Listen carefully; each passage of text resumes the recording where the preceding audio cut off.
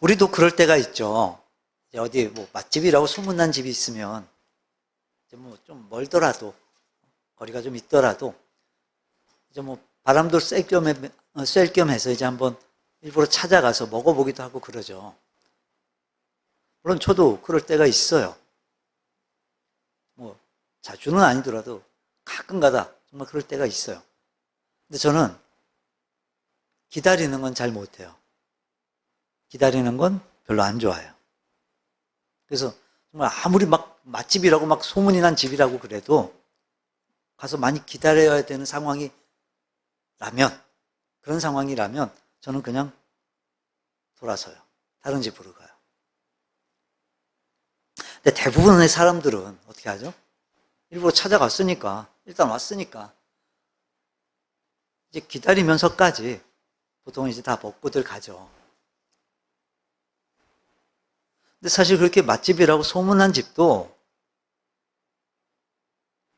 사실 이렇게 또 먹어보면요, 뭐 크게 막 다르진 않은 것 같아요, 저는.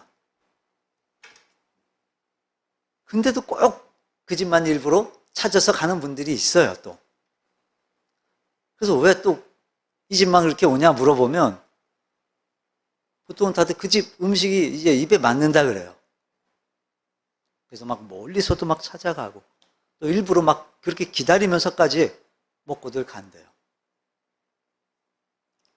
저는 사실 좀 그래요.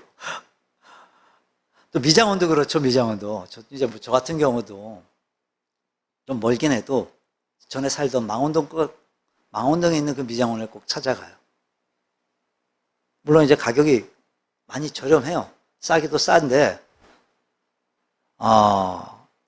또 다른 이유가 뭐냐면 제 가리마을 뒤통수에 있어요. 완전히 뒤에 있어요. 그래서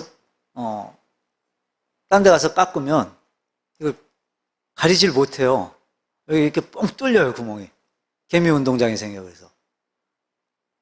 근데 망원동에 있는 이 미장원에 가면 그걸 이제 가릴 수 있도록 잘 깎아줘요. 그러니까 옛날에 뭐 상고머리라 그러죠. 이렇게 좀 해서 가려주더라고요. 그래서 꼭 그 집만 가게 돼요. 다들 가시는 미용실들이 있죠. 이제 가는 곳이 있으면 딴 데는 잘 안 가잖아요. 한 곳만 가게 되죠. 왜 거기만 가죠? 그 미용사하고 그 뭐 미용실 원장이나 그 미용사나 이제 그분이 나하고 맞는 거예요. 그러니까 내 스타일하고 맞는 거예요. 그래서 머리를 이제 그분한테 맡겨도 마음이 놓이는 거예요, 내가. 또 우리 사람 대할 때도 그렇잖아요.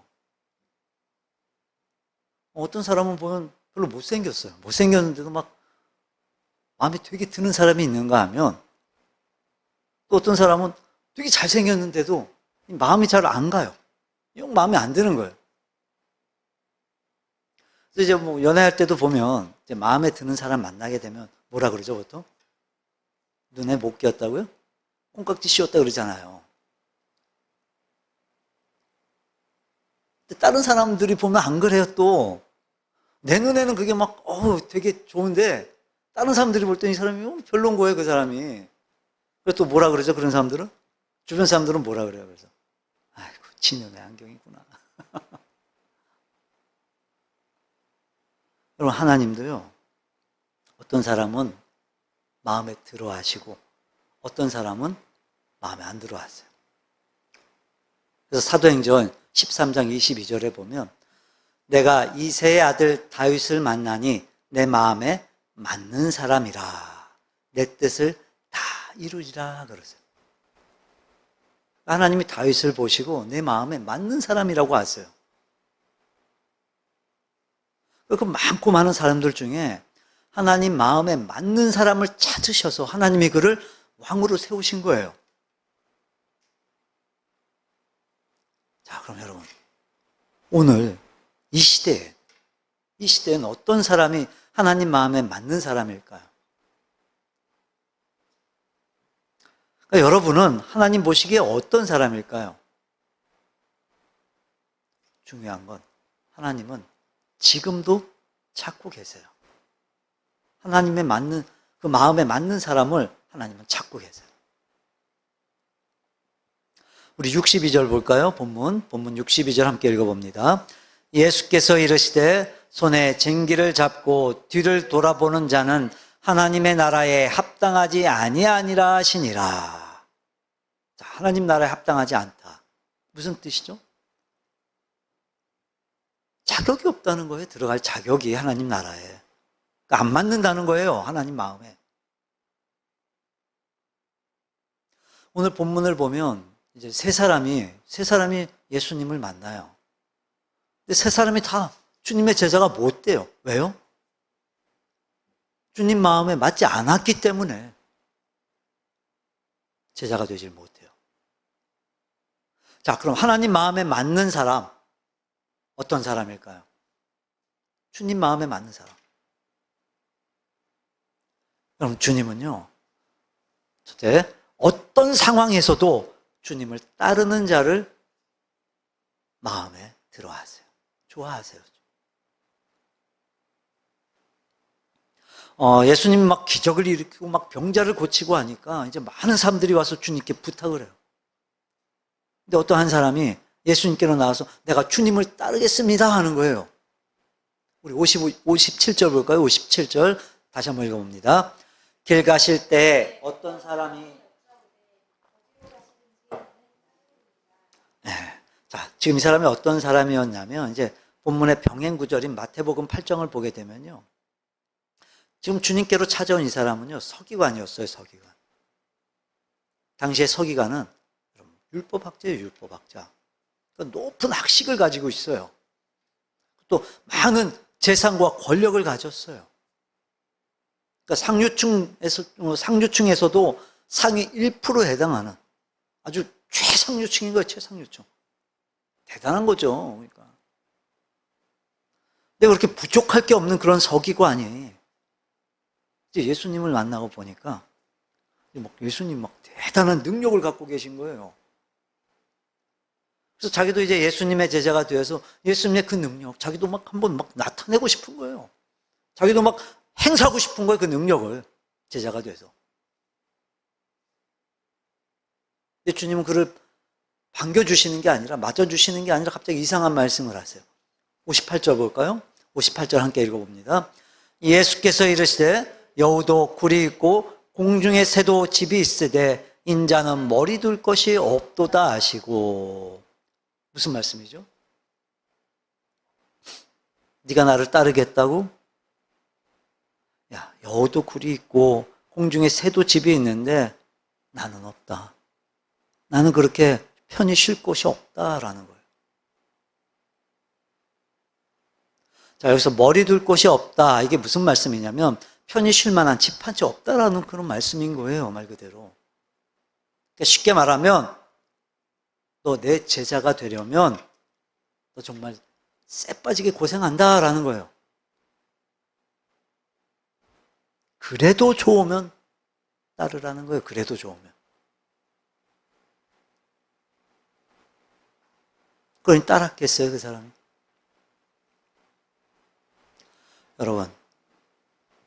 여러분은 신앙생활이 쉽다고 여기십니까? 어렵다고 여기십니까?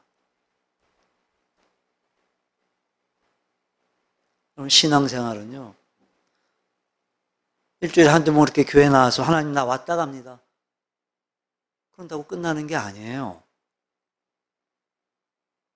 신앙생활을 한다는 건 예수님이 나의 주인이라는 걸 인정하는 거예요. 그래서 주인인 주님이 원하는 건 다 해야 되는 거예요, 다. 뭐든지 다 해야 돼요. 근데 주님이 원하시는 일은요, 이게 절대로 쉽지 않아요. 쉬운 일이 아니에요. 내가 죽어져야 돼요, 죽어져야. 나는 없어야 돼요, 나는. 그러니 따르는 자가 없는 거예요, 그러니. 그럼에도 어떤 어려움이 찾아와도 그렇게 흔들리지 않고 주님을 따라가는 사람, 그런 사람이 주님의 제자인 거예요. 하지만 안타깝게도 많은 사람들이, 아니 대다수의 사람들이 그렇게 주님을 따른다고 하면서도, 그렇게 고백하면서도 어려움과 고난은 생각하질 않아요. 면류관만 생각해요, 면류관만. 영국 신앙격언에 이런 말이 있어요. 하늘에서 면류관을 쓴 자 중에 이 땅에서 가시관을 쓰지 않은 자는 하나도 없다. 무슨 말이죠? 그러니까 이 땅에서 주님을 위해 그 가시관, 면류관을 쓴 사람만이 이 땅에서 써야만 하늘에서 면류관을 쓰게 된다라는 거예요. 이 땅에서 주님을 따르다 보면요, 때론 죽을 고생을 할 때도 있어요. 손가락질 당하고 욕먹고 정말 순교를 당할 수도 있어요. 예수님 제자들 보세요. 목배임을 당해요. 산채로 껍질이 벗겨져요. 톱으로 몸이 반으로 쪼개지기도 했어요. 썰려서. 또 사지가 줄에 묶여 팔다리가 찢겨나가는 그런 죽임을 당하기도 했어요. 스데반도 그랬잖아요. 돌에 맞아 죽었어요. 물론 우리나라에서야 그런 경우는 없죠. 그런 핍박은 없죠. 근데 어떻게 될지 모르잖아요. 우리 알지 못하잖아요. 근데 이게 남 이야기가 아니라고요, 여러분. 만약에 예수님만이 구원이시다, 우리가 이 말 했다가 만약 막 벌금을 물게 된다면, 몇백만 원, 몇천만 원씩 막 벌금 물고 또는 막 감옥에 끌려가게 된다면 그때도 그렇게 말하실 수 있겠어요? 근데 어쩌면 이제 곧 그렇게 될지도 몰라요, 사실. 우리 다 알잖아요, 차별금지법이 뭔지. 이게 통과되면요, 정말 그렇게 처벌받게 되는 거예요.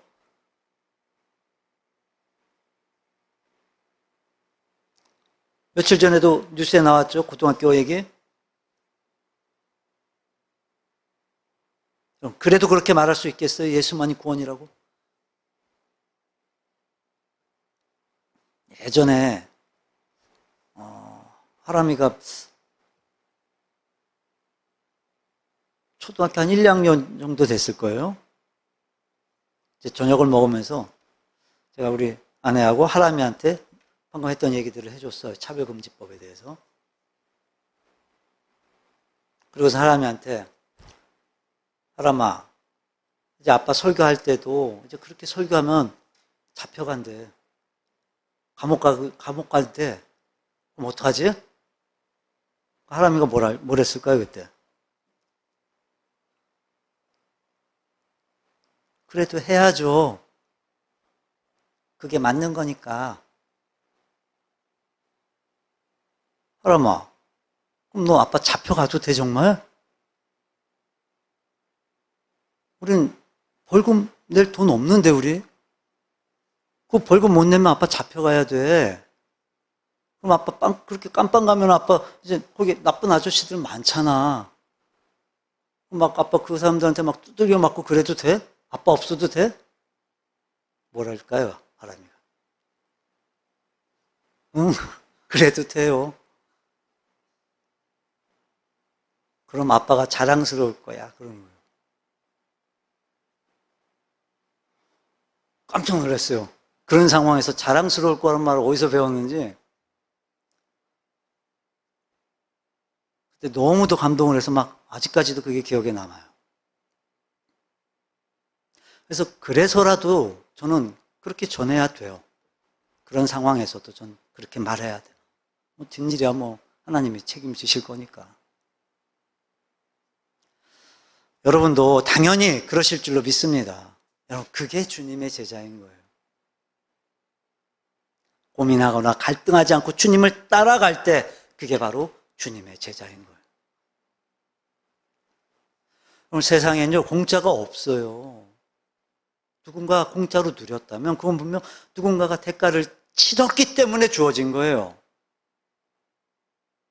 공짜라고 해서 좋아할 거 없어요. 거저 얻었다고 기뻐할 게 아니에요. 구원이 그래요. 공짜 아니에요, 여러분. 나 대신 주님이 값을 치르신 거예요. 그러기에 우리가 공짜로 누리는 거라고요, 우리가.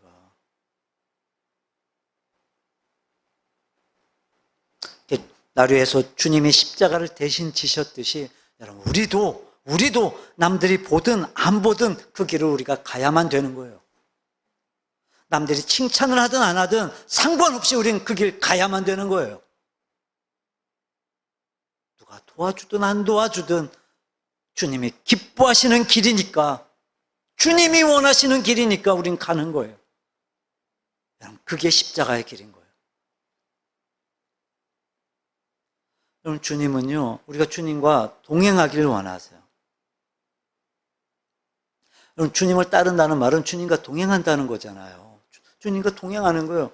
그걸 하나님이 기뻐하세요, 여러분. 여러분, 창세기 보면요, 아담의 7대 손이죠, 에녹. 기록이 몇 줄밖에 안 돼요. 길지 않아요. 근데 하나님이 이렇게 평가를 하세요. 5장 볼까요? 한번 우리 찾아볼까요? 창세기 5장. 21절로 24절입니다. 5장 21절로 24절 함께 읽어봅니다. 에녹은 65세에 무드셀라를 낳았고 무드셀라를 낳은 후 300년을 하나님과 동행하며 자녀들을 낳았으며 그는 365세를 살았더라. 에녹이 하나님과 동행하더니 하나님이 그를 데려가심으로 세상에 있지 아니하였더라. 300년을 하나님과 동행했대요, 에녹이. 근데 여러분, 그 당시 사람들은요, 보통 900세가 넘게 살았거든요. 근데 이 에녹은 365세밖에 못 살았어요. 그러니까 짧게 사는 거예요, 짧게.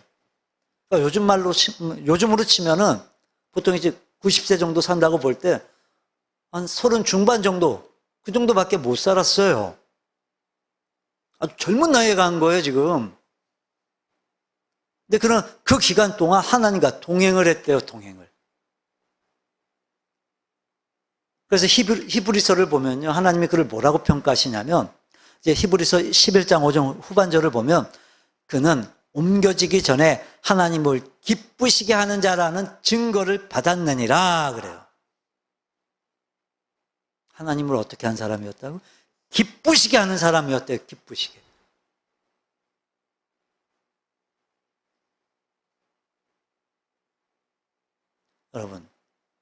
여러분은 주님 앞에 서게 되면 여러분 어떤 평가를 받고 싶으십니까?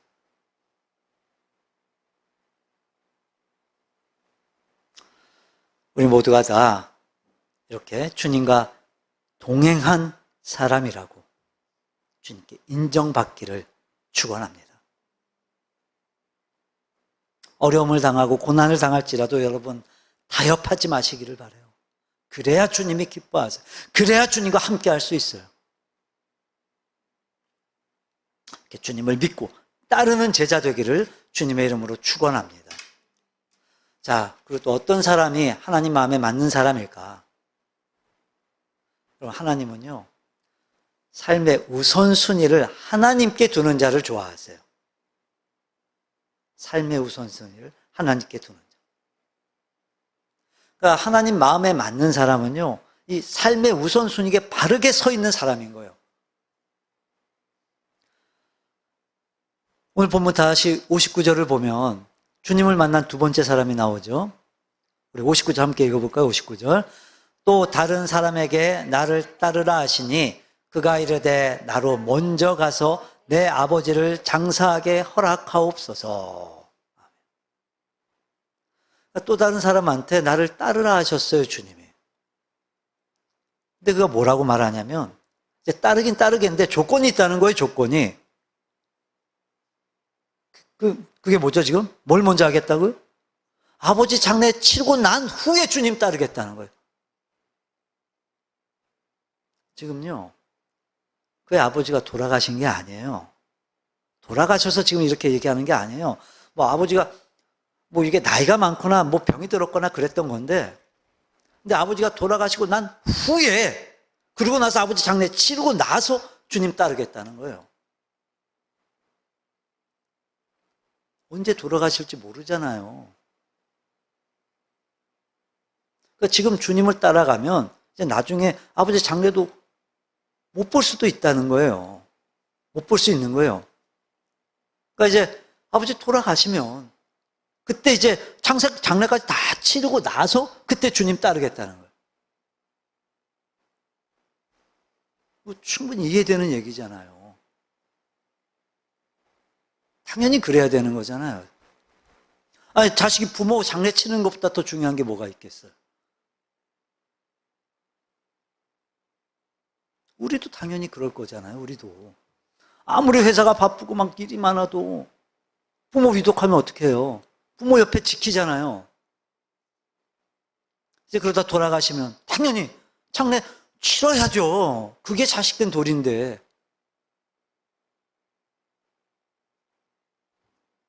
당연한 거잖아요, 그게. 세상이 다 인정해주는 그런 이유잖아요, 그게. 근데 주님은 다르게 말씀하세요. 이상한 말씀하세요, 주님이. 아주 충격적인 말씀을 하세요. 우리 60절 볼까요? 60절. 함께 읽어봅니다. 이르시되 죽은 자들로 자기의 죽은 자들을 장사하게 하고 너는 가서 하나님의 나라를 전파하라 하시고 죽은 자들로 자기의 죽은 자들을 장사하게 하라. 무슨 뜻이죠? 자, 앞에 죽은 자들은 누구고 뒤에 죽은 자들은 누구죠?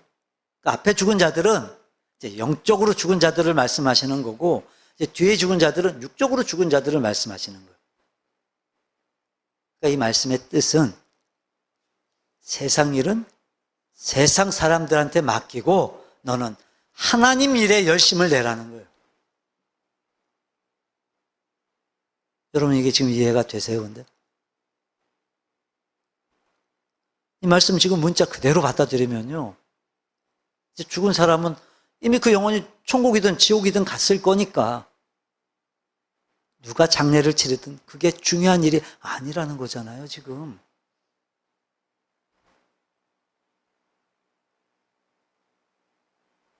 이해되세요, 여러분, 이게? 우리도 이건 손가락질 당할 일일걸요? 우리도 아마 손가락질 할걸요, 이러면? 아니, 저놈의 자식은 저기 아비가 죽었는데, 지 아버지 죽었는데 안 와본다고? 안 그러겠어요, 우리?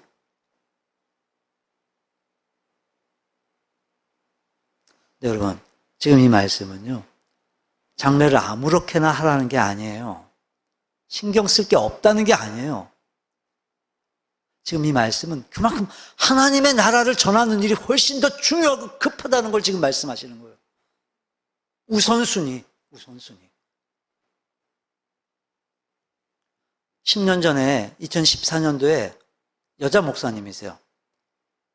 박혜란 목사님이 쓰신 목사의 딸이라는 책이 출판됐어요. 그러니까 아버지도 목사님이신 거죠. 목사의 딸이니까. 박윤선 목사님이세요. 들어보셨나요? 신학생들은 다 알아요. 이제 우리랑 같은 교단이셨는데 분립해 나가셨어요. 교단을 만들어서 나가셨어요. 우리도 다 그분 책으로 공부하고 그랬어요. 어쨌든 그 따님분이 쓰신 그 책에서 저자 박혜란 목사님은 어린 시절 이제 목사님이셨던 아버지로부터 받았던 상처와 아픔에 대해서 서술을 해요. 그녀가 14살 때 어머니가 교통사고로 돌아가셨는데 그 이제 아버지가 재혼을 하시고 새어머니로부터 받은 그런 상처가 있었대요. 근데 이제 그 딸이 목사가 됐어요. 우리 교단이셨으니까 당연히 아버지 박윤선 목사님은 여자 목사를 인정하지를 않으셨던 분이셨는데 그의 딸이 이제 늦은 나이에 목사가 됐어요. 그러면서 아버지에 대해 뭐라고 말하냐면 나의 아버지는 유교적 율법주의자였다. 그래서 나는 많은 고통을 당했다. 그래요. 무슨 말이냐면 아버지가 교회와 신학교만 아셨지 자녀들을 내팽개쳐 버렸다는 거예요. 그래서 아버지의 신앙과 그 신학을 매도하는 내용으로 책을 쓴 거예요. 여러분, 이 박윤선 목사님은요, 많은 이들에게 존경받는 분이셨어요. 존경받는 목사님이셨어요.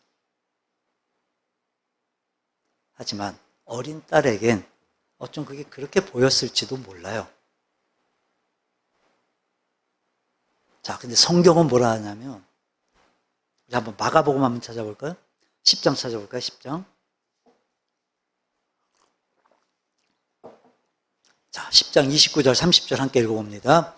예수께서 이르시되 내가 진실로 너희에게 이르노니 나와 복음을 위하여 집이나 형제나 자매나 어머니나 아버지나 자식이나 전토를 벌인 자는 현세에 있어 집과 형제와 자매와 어머니와 자식과 전토를 100배나 받되 박해를 겸하여 받고 내세에 영생을 받지 못할 자가 없느니라. 아멘. 누구를 위해서 버릴 수 있어야 한다고요? 나와 복음을 위하여. 무엇을요? 무엇을 버릴 수 있어야 된다고요? 부모, 형제, 자식, 그 재산. 이 말씀은요, 우리가 무엇을 우선시하며 살아야 하는지 그걸 직설적으로 지금 말씀하시는 거예요. 한마디로 말하면 세상에서 아무리 중요한 것이라 할지라도 주님을 위해 살아면 미련 갖지 말고 과감히 포기하고 내려놓으라는 거예요. 그래야 하나님 마음에 합한 자예요. 그래야 하나님의 복을 누릴 수 있다는 거예요. 그러니까 결론은 뭐냐면 이 세상 그 어떤 일보다도 하나님을 섬기는 일이 가장 중요하다는 거예요. 하나님을 섬기는 일이 뭐죠? 하나님 나라야, 하나님 나라. 너는 가서 하나님의 나라를 전파하라. 그럼 결국 우선순위 문제인 거예요, 우선순위. 그럼 신앙생활이 어렵고 힘든 이유가요, 이 우선순위 문제가 이게 분명하지 않아서인 거예요, 이게. 이게 분명해요. 이게 바로 세워져야 신앙생활에 어려움이 없는 거예요, 여러분. 근데 문제는 뭐냐? 우리가 머리로는 아는 이 우선순위가 실생활의 우선순위와는 이게 차이가 있는 거예요. 다른 거예요, 이게. 그러니까 갈등하고 고민을 하는 거예요, 우리가. 어떤 것을 먼저 선택해야 하느냐? 어떤 것이 더 중요하냐? 여기서 우리의 가치관이 다 드러나는 거예요. 세상 일이냐, 하나님의 일이냐? 가정이 먼저냐, 교회가 먼저냐? 구원이 먼저냐? 오늘 본문에서는 하나님은 단칼에 결론을 내려주세요. 하나님의 일을 먼저 선택하는 자가 복을 누린다는 거예요.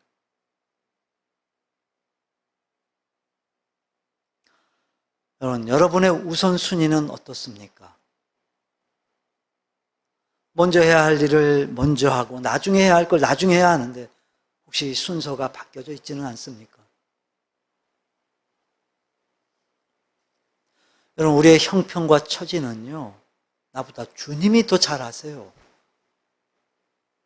근데도 주님이 따르라 하시면 무조건 따르시기를 바라요. 그럼 내 형편, 내 능력이요, 주님이 더 잘 아세요, 나보다. 그러니까 주님이 맡기실 때는요, 무조건 따르세요, 무조건. 무조건 순종하세요. 왜요? 그게 더 중요하니까 맡기시는 거예요, 주님이. 그게 더 중요하니까 따르라 하시는 거예요. 그러니까 여러분, 주님께 다 맡기세요. 다 맡기시고, 그리고 여러분, 순종하는 분들이 되시기를 바랍니다. 자, 그리고 또 어떤 사람이 하나님 마음에 맞는 사람일까? 여러분, 하나님은요, 주어진 사명에 집중하는 자, 하나님이 좋아하세요. 자, 본문을 보면 주님은 또 다른 사람, 세 번째 사람에게 이제 앞뒤 문맥을 살펴보면 나를 따르라고 초청을 하신 거예요. 자, 근데 그한테도 이유가 있어요, 이유가. 우리 61절 볼까요? 61절 함께 읽어봅니다. 또 다른 사람이 이르되 주여 내가 주를 따르겠나이다마는 나로 먼저 내 가족을 작별하게 하러 가소서. 무슨 말이죠? 내가 주님을 따르긴 따를 거지만 그러기 전에 내가 먼저 집에 가서 가족들과 작별 인사를 하고 나서 그러고 나서 내가 따르겠다는 거예요. 당연한 거 아니에요, 여러분? 아니 하루 이틀 다녀올 것도 아니고 이제 계속해서 주님 따라갈 건데, 주님 따를 건데 최소한 가족들한테 인사는 하고 나서 그리고 떠나야 될 거 아니냐고요. 근데 그럼에도 불구하고 주님이 뭐라 하시냐면 62절 우리 함께 읽어볼까요? 62절 예수께서 이르시되 손에 쟁기를 잡고 뒤를 돌아보는 자는 하나님의 나라에 합당하지 아니하니라 하시니라. 한마디로 그런 사람도 하나님 나라엔 합당치가 않다는 거예요. 왜요? 뭐 때문에요? 그 일보다 가족들과 작별 인사하는 것보다 더 중요한 일이 주님을 따르는 것이라는 거예요. 그 일보다 더 중요한 일이 하나님 나라를 지금 전파하는 거라는 거예요. 한마디로 말하면 사명이 더 중요하다는 거예요. 사명. 이거 굉장히 중요한 심각한 얘기인 거예요. 부모 장례보다도 하나님이 먼저라는 거예요. 가족하고의 작별보다도 하나님이 먼저라는 거예요. 하나님이.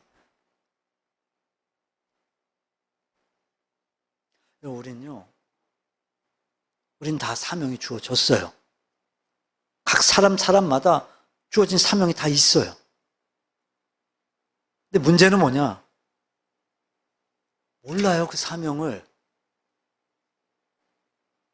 그 사명이 뭔지도 모르고 사는 사람이 너무 많아요. 또 알기는 아는데 대부분이 힘쓰질 않아요, 거기에. 알면서도 힘쓰질 않아요. 근데 여러분, 주님은요, 거기에, 그 일에 집중하라고 하세요, 집중하라고. 힘쓰라 하세요, 주님이. 쟁기를 잡았다는 말이 뭐예요? 일을 한다는 거잖아요, 일을. 사명 받고 일할 사람을 말하는 거예요. 그러니까 저와 여러분이 하나님 나라에 부름받은 사람이라면 여러분 과거에 연연할 필요가 없는 거예요. 뒤돌아볼 필요가 없는 거예요. 미련 가질 필요가 없는 거예요.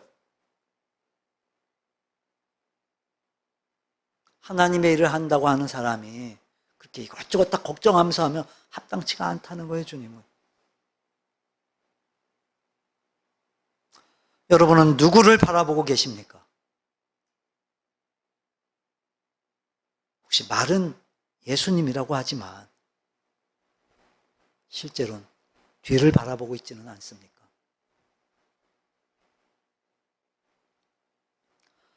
사도행전 20장 24절을 보면 사도 바울이 이렇게 고백을 해요. 우리 한번 또 찾아서 읽어볼까요? 사도행전 20장 24절입니다. 우리가 너무도 잘 아는 말씀이에요. 사도행전 20장 24절 함께 읽어봅니다. 내가 달려갈 길과 주 예수께 받은 사명 곧 하나님의 은혜의 복음을 증언한 일을 마치려 하면은 나의 생명조차 조금도 귀한 것으로 여기지 아니하노라. 아멘. 자기가 가르치고 세운 그 장로들 앞에서 사도 바울이 지금 유언처럼 이 말을 남긴 거예요. 한마디로 말하면 생명보다 사명이 귀하다는 거예요, 사명이. 그 사명이 뭐죠? 복음 전하는 거예요, 복음 전하는 거. 그리고 그는요, 그 말대로 살았어요, 그 말대로. 그러다 순교했어요. 여러분, 하나님은요, 순간순간 우리를 시험해 보세요. 그래서 우리가 어떻게 반응하는가, 뭘 더 우리가 귀히 여기는가 시험해 보세요, 하나님이. 그럴 때 우리의 선택은 뭐죠? 사명입니까? 생명입니까? 이렇게 물으면요, 다들 사명이라 그래요. 다들 그렇게 얘기해요. 누구나 다 그렇게 얘기를 해요. 사명이라고. 네, 여러분, 앞에서도 말씀드렸듯이 우리가 머리로는 아는 그 우선순위가 실생활에서의 우선순위와는 달라요. 이렇게 쉽게 대답하는데, 사명이라고 이렇게 쉽게 대답하는데 왜 실생활에선 갈등하고 고민하냐고.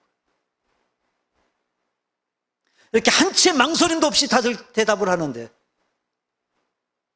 왜 실생활에선 망설이냐고요. 그러니까 하나님 마음에 안 맞는 거예요.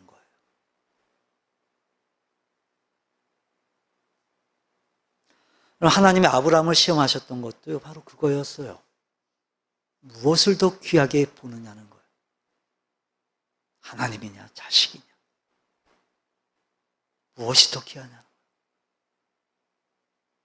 여러분, 아브라함은요 합격했어요. 그 시험에서. 그래서 하나님이 2번 다시 시험하지 않으셨어요. 왜요?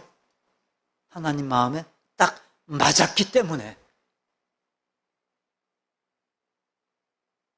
말씀을 정리합니다.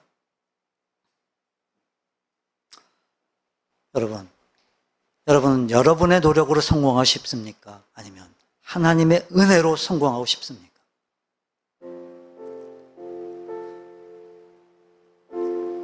여러분이 노력하는 게 쉬울까요? 하나님이 도우시는 게 쉬울까요?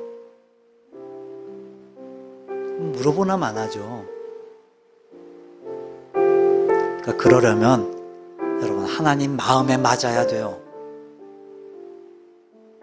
그것도 그냥 맞는 게 아니라 하나님 마음에 딱 맞아야 돼요.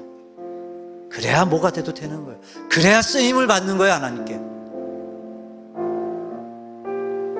그럼 목수가 쓰는 연장도요, 이 목수 마음에 딱 맞아야 쓰임 받는 거예요.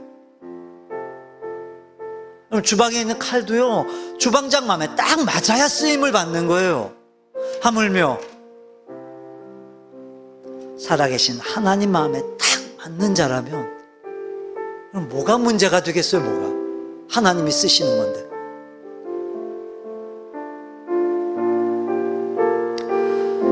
저와 여러분의 믿음이, 그리고 여러분의 자녀들도 그렇게 하나님 마음에 딱 맞는 믿음들이 되시기를 주님의 이름으로 축원합니다.